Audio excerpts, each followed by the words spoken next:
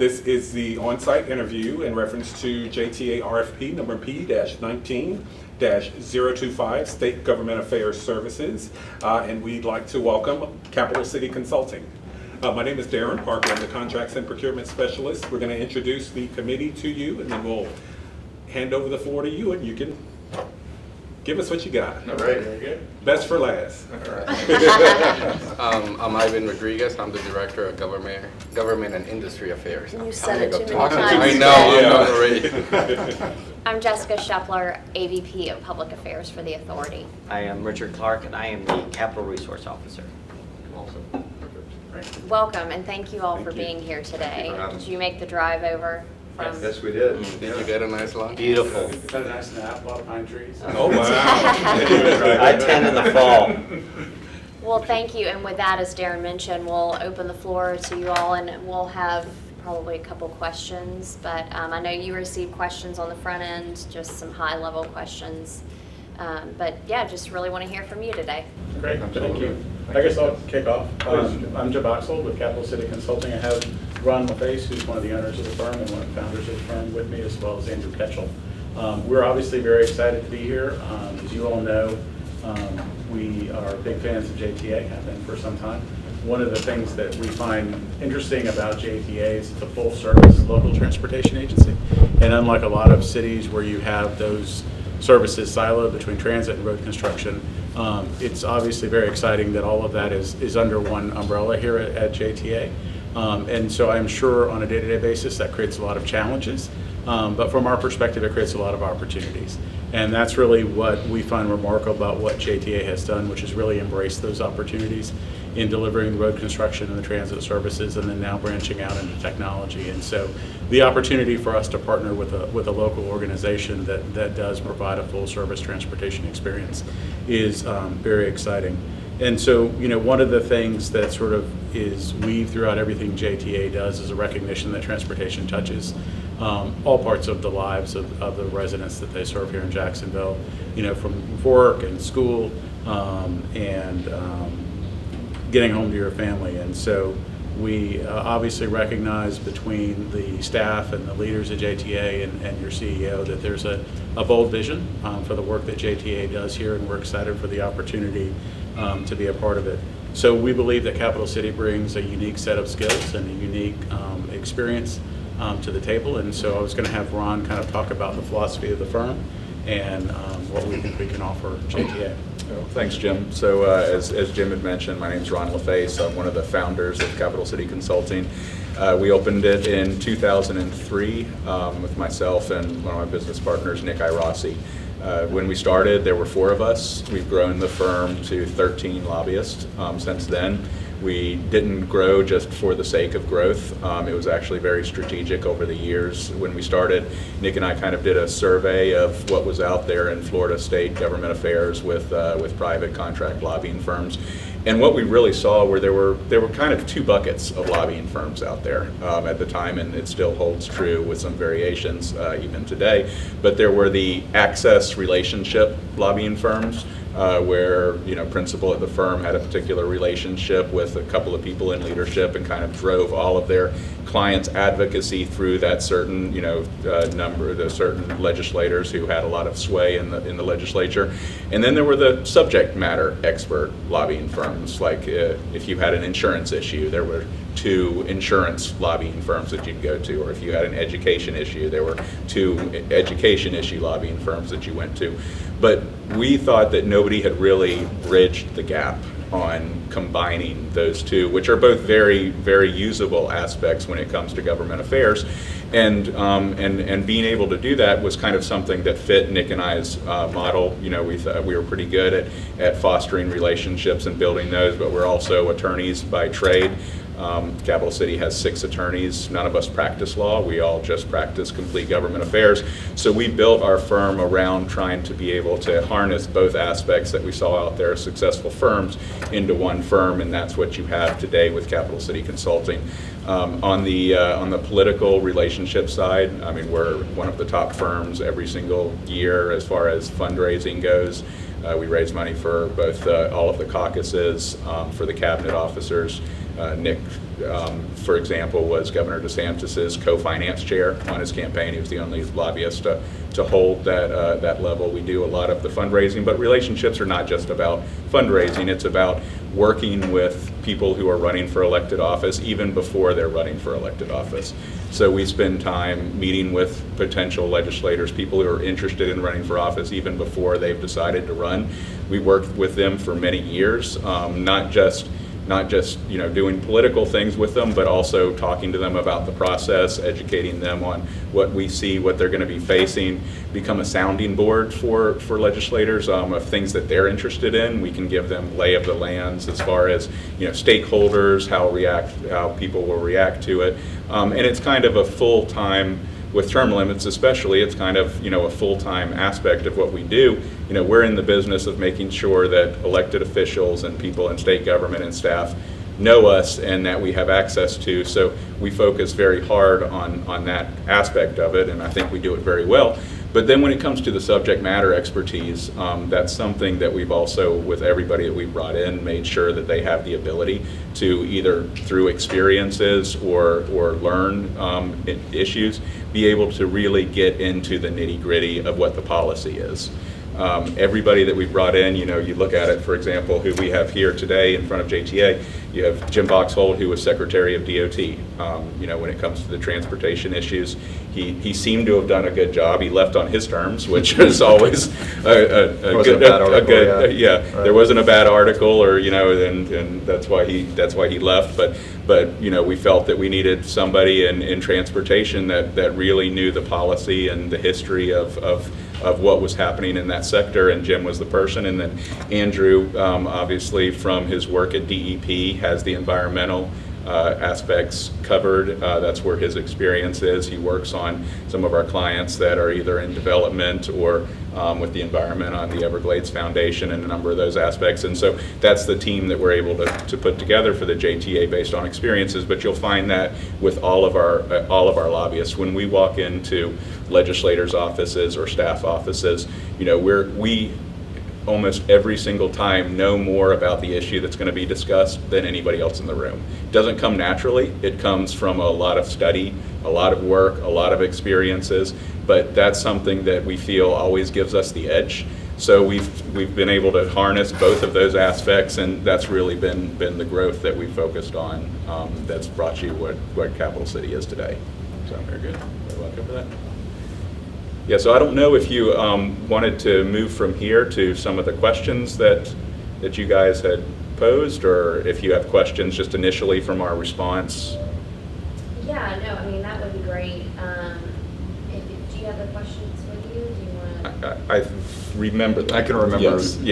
Yeah. So the first one was about managing clients with competing interests, which I read to mean conflicts. Right, correct. Okay, yeah, and that's a very fair question. Frankly, it's something that all lobbying firms experience. I can tell you that we're probably a very good example of I would call us a relatively on the larger side of lobbying firms. It's actually easily solvable if you put a little effort towards it. Managing conflicts is not something that's rocket science. If you know your book of business, when somebody comes to your door and is talking about they want you to engage about an issue, you know immediately whether this is something that may or may not run up against another client. I don't know if it's maybe because a lot of us are attorneys at Capital City, but we take conflicts very seriously. We kind of bring over the canon of ethics that we have from being lawyers, and even though we're not doing legal work, that's just the way that we think. And so at our firm, we head off conflicts at the very beginning. And this is where I think a lot of people actually get themselves in trouble, because when you're courting a client and you're talking to them about coming in, even if my perception, even if you think that, hey, I might be running into another one of my clients here, the goal is usually to get that client in the door. And so you'll see, maybe the conflict discussion doesn't come up, hoping that it never comes up, and then you add on to it that lobbying is kind of an opaque business. And I see it time and time again with other, lobbying firms where you see them kind of working on two sides of the issue. And frankly, unless the client is engaged on a daily basis of things that are happening behind the scenes, they may or may not figure that out. But I cannot recall a time where we've actually run into a conflict, because frankly what we do is we contract around it at the very beginning. If we're bringing in a client that we think has some issues, even if it's not the issue that they've approached us on, that might run into another one of our clients, we get very specific in the scope. And we do it at the contracting time, where the potential client has the decision of, hey, do I still want to work with this firm, even though they're limiting my scope to the issue that I brought them, and it won't be other things because they have other clients. And they have the decision, and they could, at that time say, well, no, we are going to go with a different firm because we don't want to be limited by this. Tell you, up until today, we've never had a client who's walked away when we've said, well, this is for example, this is just the latest one that I can think of. We had a hospital client come in. We represent the health plan associations. We also represent a number of hospitals, and they wanted to retain us on a specific funding issue. And we made very clear at the very beginning, we represent the health plans, and so if you want to get into any insurance issues, we will not be able to do that. So we're going to contract exactly for the scope that you bring to us, and it's never been a problem. We've never had somebody who's decided, well, just in case another issue comes up, we'll walk away. So that's our experience with conflicts. We've never run into one that wasn't completely unforeseen, and when that happens, both clients kind of understand and we work through the issue. But the way that we head that off is by getting very specific in the scope when we're bringing on a new client, because like I said, you can tell based on their issues and your experience and you knowing your client's issues, whether it's something you might run into an issue on. No, the only thing I would add is we actually have a process for checking conflicts before you get to the contracting phase, where we basically say this is the scope, this is the potential client, this is the scope of work, and then poll everybody in the firm to make sure that we're not just relying on our memory, we're actually going and making sure with each lobbyist that there isn't even an unknown conflict at that point. Mm-hmm. Yeah, and that's a good point. I mean, because both Nick and myself, we were attorneys at a large Tallahassee-based law firm called Katz Cutter, which is now Ackerman Centerfit. They've since merged into that firm. But we brought a lot of those practices to our lobbying firm, and so we operate from a conflict standpoint exactly as you would expect from a law firm, even though the same ethics rules don't really spill over into the lobbying practice. Okay. Who would be the lead on, I guess, our contract, should you be awarded the contract? You would be. Let me say, whoever you all would like to be the lead, of course. But the way that we, and then I'll let Jim sort of take it from there, the way that we generally approach new clients is you do, at the end of the day, want somebody assigned as team leader. It's the one throat to choke. It's the person who's responsible for coordinating the day-to-day issues, but also coordinating us, the other lobbyists, when they're needed. We do operate at Capital City as a team. At the end of the day, we try to assign lobbyists based on their expertise to clients that they are very well vetted or know the policy area well. But if you run into a particular legislator that maybe somebody in the firm has a very special relationship with or some other experience, we pull each other in on an as-needed basis, and we don't get into any of the little siloed type things that you've seen with other firms. In this case, it certainly would be Jim as kind of the team leader, but at the end of the day, we're all available. So if you want to. I don't really need that. That's a good answer. Okay. Do you all have any questions? I guess I, as the chair, should hold back and asking all of You should ask mine. a question. Ask a good question. Let you go first, then me last. But so another question that I have is regarding, and this is kind of just looking for your off-the-cuff type of response to two projects that we have going on here at the JTA. We have the U2C program, which is the conversion of our Skyway to autonomous vehicle technology, taking the beam out of the center of the guideway, making it a flat road, running the AV vehicles on that in a type of network, eventually taking it down to street grade level and expanding it out into the urban neighborhoods, San Marco, Riverside, 5 Points. Springfield, and then also to the UF Health, more north. So we've got that particular project. We've received a significant, we received a grant at the federal level for the first phase of that particular project to get that off the ground. In total, we think it will be around $300 million. In addition to that particular project that we are making steps forward on, we have been doing a feasibility study over the last few years for commuter rail in this region. And so we looked at various counties. We are now at the point where we believe that the best place to kick that off, the best county to kick that off with is St. Johns County. It's the fastest growing in Florida. And so St. Johns County into Duval. And you know, that has a similar price tag of $300 million. So we've got two projects here. You know, one's more traditional in nature. The other one's more innovative, and I just kind of wanted to, obviously a lot of the funding will come from the feds, but we need significant match dollars from the state in order to secure those funds, and then obviously we put in our local match as well. So just kind of wanted to throw that out there and just kind of get your off the cuff, you know, first blush thoughts about running those two particular projects. No, and I think they're both great projects. I'm familiar with all of them. The good news is they would come from, in addition to the federal money, which you're well aware of, the different funding pots there and all of that. On the state side, you've got a couple of different pots of money that you could look at. I mean, obviously the commuter rail through the DOT Rail Enterprise, similar to sort of what they've done with Sunrail in Orlando and are looking at. I assume you're looking at using the FEC corridor for the commuter rail from St. John's and Duval. That's the only thing that runs down. Yeah, FEC has got a corridor that doesn't, they've got all the right of way in the world. So there's DOT has a pretty good history of working with Brightline and FEC in terms of, you know, they've gotten from Miami to Orlando, they're looking at Orlando to Tampa now. There's additionally some rail office money that could be brought to bear for that. In addition, there's probably going to be legislation this session for essentially a state counterpart to the Federal New Starts program, where basically we're introducing a new service and there is a larger pot of money that is available for that.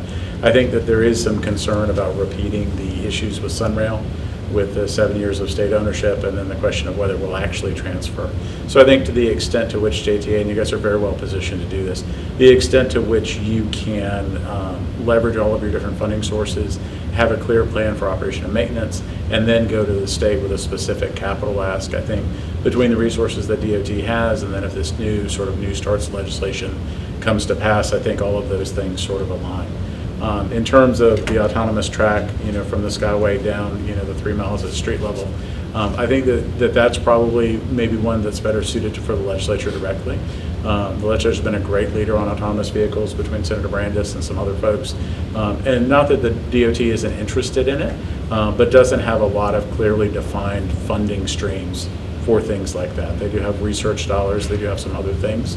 But to me, that's really one where you can leverage the interest and the passion that the legislators have had to really do that. I mean, that's how we got, when I was at DOT, we funded the SunTrax facility down at the Turnpike, which is an autonomous vehicle testing facility. And it was really Senator Brandis and the legislature that became the champion for that, overcoming internal agency resistance to that. And so to me, you know, even though they seem similar, even though they're a similar price tag, I think there's enough differentiation that you can move forward on those projects. And it may be that you have to move forward on whichever is the most urgent need first and then, you know, do the others. But I do think, you know, it's a possibility that you could make both happen. Yeah, and the only thing else I would add is that, you know, our firm is pretty substantial in the appropriation space. And the reason why that's important is, you know, we have a limited amount of resources just like every other firm does.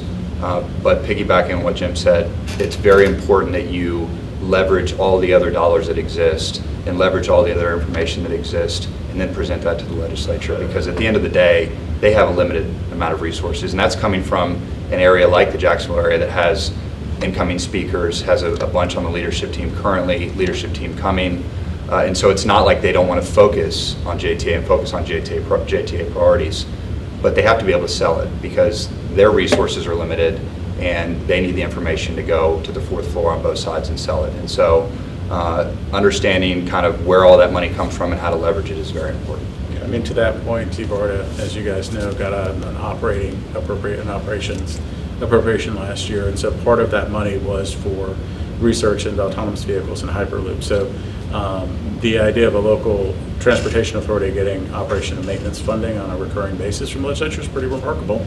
But what got the legislature there was the technology studies, and so to me, that's your best avenue for making progress on that issue. Do you have a question? Any questions? I'll just say, I'll ask, how do we, in the long run, how do we start introducing into the department to not have to go every time for an appropriation for these kind of projects? Mm-hmm. Like, the department is still very much bus rail, I mean, generally. No, absolutely. But definitely mobility integration and innovation, not just AV, is becoming a focal for USDOT and others. How do we get that, start getting in that as well as a priority? And as you all know from managing organizational change, it's not an easy issue. I think, to the department's credit, it's made some good strides in the last couple of years. I mean, part of that brought up by the legislature. I think Governor DeSantis, with his, making technology one of his 3 priorities in transportation, is sort of remarkable when you ask the secretary what his priorities are for DOT. He repeats the governor's 3 priorities. And so the secretary is constantly now saying technology, technology, technology. So I think, to the extent that you can help the legislature put some meat on those bones and redo some of the funding streams. But I think that's where this idea of a state version of New Starts is really coming from, which is trying to get out of the traditional bus rail, road and bridge project. But I do think you need to sort of reapproach the way the department does that, and the SIS system or the strategic intermodal system may be the best pot to look at some of that, because the department has more flexibility in that than it does its regular work program. It just dawned on me a question I had. So you mentioned the governor and the innovation. How do him being from Northeast Florida, the leadership as you're coming to Northeast Florida, and I know a lot of the projects that they usually use an example is Polytechnic. Mm-hmm. How do we get our project to be adopted by the governor, to be a poster child, and then move further innovation and then strategic funding for the program? Absolutely. Could that be? Ron, if you want to start, I guess what I would say is you need to start building the relationship. The governor's obviously from this part of the state, probably has some familiarity, but I think getting to where he can see and touch these things makes a difference. I was actually at SunTrax when he came and did the announcement, and it always makes such a difference when somebody can see it in person. And so I would look for the sort of flagship issues that JTA has and look for ways to build that relationship with the governor's office, get him to see these things, because I think his passion for leveraging technology to improve transportation project delivery is already there. And so really what you're looking for is, that shiny object to put in his hand so that he can make the connection. And certainly in the transportation world, I think JTA is very well known for being on the cutting edge of technology, for being ahead on innovation. And so to me, connecting that reputation to the governor so that he can see and understand it would be a great first step. Yeah, and both of the projects that you described, one of them you could message as transformational for the area. The other one, is as innovative and being a leader on technology. Both of them come down to kind of starting out with communications, messaging, coming up with the vision. I'm sure you guys have already been working on this quite a bit. And then once you've got that around, our job is to then put the political pieces into play of how that vision is reacted to by Representative Renner as he's ascending into the speakership, how the governor would interact with that and the involvement. But in our experience, and one of the things that we do focus on is we don't just silo ourselves into we're just government affairs lobbyists and we're running around the Capitol getting meetings. We focus on messaging. Communication is as much of government relations today as it's ever been in the past. I've seen it slowly start to creep up over the last 5 years. Now it's a cornerstone of most anything that we do, and that unless it's just so nuanced, nobody would ever understand it. But anything that's big or visionary, the communications plan is a part of it that has to kind of coincide. And we usually, after we've developed the messaging, the vision, the optics of it, then we fit the government affairs piece kind of as a secondary, as a part of that vision, and continue to get buy-in from the legislators or from the DOT staff that we need to kind of create this tidal wave of everybody's in on this vision because they want the outcome. So that would be the step back component to what Jim described. Yeah, and the only other thing I would add is that this governor has shown in the last 8 months that he's actually not afraid to spend money and put his horses behind projects that make sense and are innovative. And so to the extent that we can sell that to him and to Shane and to others inside, that this makes sense, it's going to save dollars in the long run. It's for a growing area. We can get others on board in terms of legislative staff and leadership. It makes sense, right? Ron has said this several times, but in developing a strategy, you have to be out front and you have to make it easy for the person that you're communicating with, you're lobbying, easy to make that decision. And that's a part of the strategy. That's a part of the solution that we're bringing to them. We're not just walking in and saying, we think this is a good project and here's why. They gave us a one-pager on it. There has to be meat on the bone when you're talking to these people because they're getting these asks all day long. That's all they do, right? So the overall strategy and messaging is the biggest part. I'm good. Richard, do you have any questions? No. Do you have any questions for us? I mean, I think there were one or two other questions. Do we need to hit those? Yeah, I mean, Or They think are they you- answered. Have you heard enough? I think you answered. We're happy to. I